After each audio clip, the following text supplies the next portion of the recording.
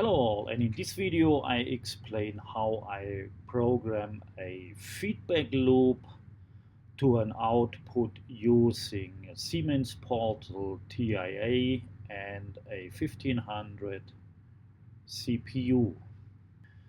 So we came to a point where we have 4 e-stop, a safety door, and an output that turns anything on, and now we want to make sure, let's assume that this output switches on a motor, and this motor needs to be safe switched off in a manner where we monitor that the relays are both in off condition before we switch them on. So it sounds a little bit complicated, but let's go to the help. And here you can see the setup where we have our output with the 4 e-stops and the door. So if the e-stops and the doors are okay, we can switch those 2 relays on, which actually switch the motor on.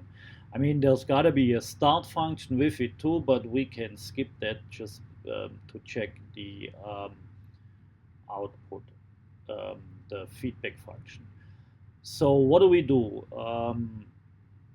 As you can see, there are 2 normally closed contacts in series, one from each of those relays, and these go to a fail-safe input. So this explains that both the relays need to be physically in off condition before we switch them on. So this is a redundancy to make sure that that the contacts don't weld together, or that a relay is bad or something like this. So I hope you understood that, and now we're just gonna program that pretty quickly. Let's go back to our TIA portal, and I already made a new network, and here on the side again on our instruction window there is this instruction called feedback, which we just drag and drop in here. And as you already know, we do make a multi-instance, so it's not all, we don't make more data blocks in here, which gets really messed up if you put too many in there. We all got them in our header in the function itself. So out motor, whatever. All right. Okay, so the on signal will be this output. Now we cannot use this output because this output switches on the 2 relays that we see in this help file here. So if you've been watching carefully, we do have a data block that is called save, e-stop, and door, and here this is a global data block. We can put in a bit that says motor on. Okay, and we can use this and replace it and put this output, which switches the relays on. We put this output on that feedback here, and we change this to the save e-stop door dot motor on, and we put this in the start condition for the feedback. So this will go here. The feedback is the input. I will go back to the network view and to the CPU,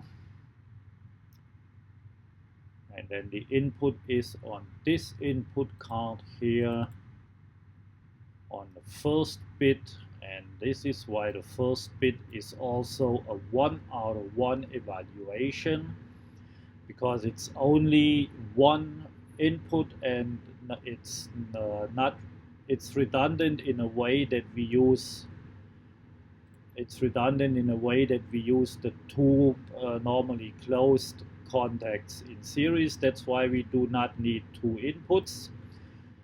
So this is why it is only in 1/1 evaluation, and it is on the channel 0, so we will call this the I400, and we have to go offline and call that feedback motor. Copy that.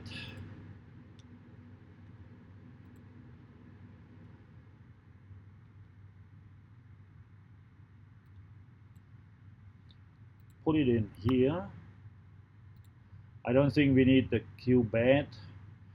We do not need the acknowledge, because the acknowledge is already implemented in the safety door, the acknowledge necessary, and it's also implemented in the e-stop. So we do not need it on the feedback, so we can make this a false. Therefore, we do not need an acknowledge, and the time, the FBD time, is the difference from the on signal to the off signal, to the feedback signal going off. So we put, just make it sure, we put like 500 milliseconds in there for now. This is depending on what hardware you got on there, and that's pretty much it. We do not program an error. This is later on for the HMI, which will be way later in our project. The acknowledge request will be not necessary because we don't request it, and the diagnosis is also for a later usage. Well, let's go ahead and download that. So either way, while we download it, I'm very happy and proud of you guys coming this far in the training. So this is a really long thing, and we got still. I mean, this is pretty much the most important stuff that we got now, but we got a long ways to go for the project itself. There will be later on, I'm gonna make a clean structure where you can all see all the functions nice and neat, but this is all coming later. So okay, let's see if I did everything right. So put on the glasses, and we should see the feedback being true. Let's move this up, and let's move this down so we can see the actual status. So the feedback is true, meaning if we go back to the help, the feedback is true because both of our relays are off and both of those contacts are closed. That's why we do have the feedback true, and of course the output is false, and the control and the on control is also false. So now if I push the acknowledge bit to close all the doors and acknowledge the e-stops, if you've been watching closely, the on signal turned on, the output turned on, and there was a couple milliseconds later where the input actually switched off. So going back to our sketch here, the two relays turned on, opened the contact, and the feedback is off, and this is how that whole thing works. And let's do one thing. Let's push an e-stop, and I will just really quick disconnect this input, and if this input is disconnected, it will go off. And then if I make an acknowledge, the actual output should not switch on, because going back to the sketch or to the print again, this is not on, and this is the precondition. This is the precondition for the output to switch on. So you can always go to the wrong screen. I acknowledge the start bit or the on bit switches on and the output stays off. So let's try that. There we go. And also the arrow bit says true, and there is a diag where it says whatever this can be. It's the number 5. So what is 5? 5 is bit 1, 2, 4. After feedback arrow, feedback input has been permanently signal state of 0. There you go. So this is on, and I think this is on. Incorrect feedback time setting. Okay, either way, let's terminate that again. Oh, 1 second. Be right back with you guys.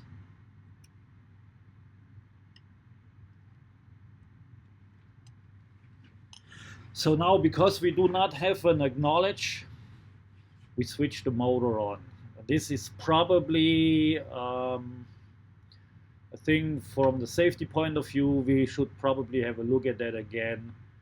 But now you see how that whole thing works. And this was the video about the feedback function for a failsafe CPU using Siemens and Siemens TIA Portal V20. Thank you for watching, guys, and see you later. Bye bye.